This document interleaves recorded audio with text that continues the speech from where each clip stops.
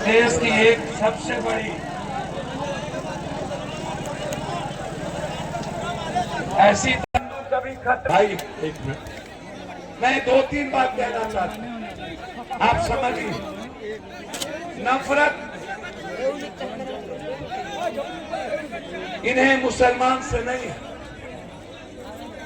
नफरत इन्हें इस देश के हर गरीब से, चाहे वो दलित हो, चाहे वो ST SC हो, चाहे वो EBC हो। और मैं आपको बता दूं, इस्लाम कब आया और बौद्ध धर्म कब आया, और बौद्ध धर्म आने के पीछे इस्लाम नहीं था।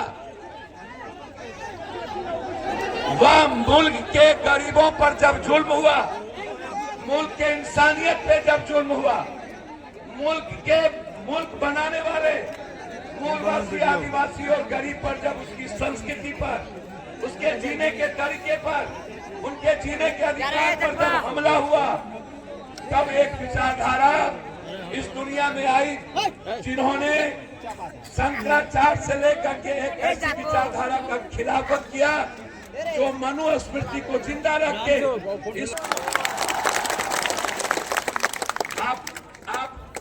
आपसे मैं एक बात बता देना चाहता हूं।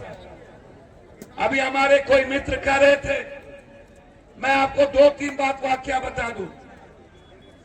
एक बड़ा वाकया, जब ये कोरोना के समय जमात के खिलाफ इन्होंने नफरत पैदा करने की कोशिश की, साद के खिलाफ इन्होंने एक सवाल खड़ा किया। मैंने उस वक्त भी कहा था, ये मुसलमानों के दुकान पे, चाय के दुकान, सब्जी के दुकान, केला के दुकान, पान का दुकान, दूध के दुकान, परचून के दुकान पर आप नफरत पैदा कर लोगे, आप थूक फेंकवा दोगे।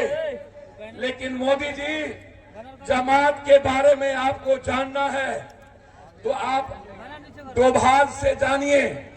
जमात इंसानियत का एक वो रास्ता है जो पूरी दुनिया को सच्चाई के रास्ते पे चलने की बात बताता है। और इन्हें साथ को गिरफ्तार नहीं करना था, ये जमात के खिलाफ नहीं थे। तो हमारे ही संविधान मानने वाले और देश बनाने वालों से ये नफरत करता है। इसे नफरत मुसलमान से नहीं है, इन्हें मुसलमान को सिर्फ एहसास करवाना है। ये मैंने कई बार देखा, एक बार नहीं। जब ये बात करता है पसमानदा और पिछड़ों की, मैंने इनसे पूछा, यदि आप पसमानदा और पिछड़ों की बात करते हो तो आप मुझे एक बात बताओ, आप जब कह रहे थे फटोगे तो कटोगे, आप उसमें लिख देते शेख सैयद पठान खान को छोड़ के जो मुसलमान है वो, उस पर मैं ये बात नहीं कर रहा हूं। जब आप इस मुल्क में सब्सिडी मुसलमान का खत्म कर रहे थे तो आप लिख देते शेख सैयद पठान खान को छोड़कर, हम इस मुसलमान की बात नहीं कर रहे हैं। जब आप IMM के सारे पैसे किशनगंज मुस्लिम यूनिवर्सिटी का ले रहे थे, तब आप कहते कि पसमानदा मुसलमान पिछड़ों की बात मैं नहीं कर रहा हूं। जब आप मस्जिदों पर पर्दे ढक करके जिस वक्त